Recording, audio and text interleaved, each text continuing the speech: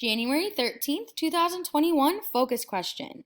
Jalen asked his best friends how many pets they have at home. Find the median of this given data.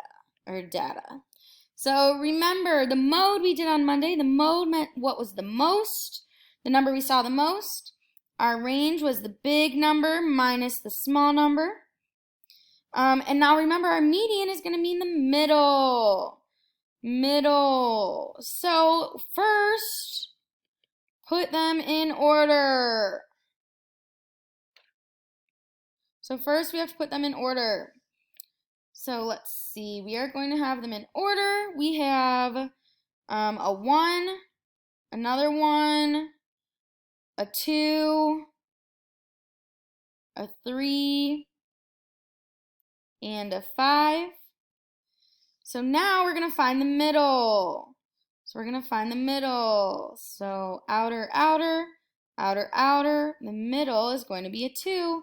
So our median is going to be 2. And that is it. That's it for our median. That's it for our focus question. Great job.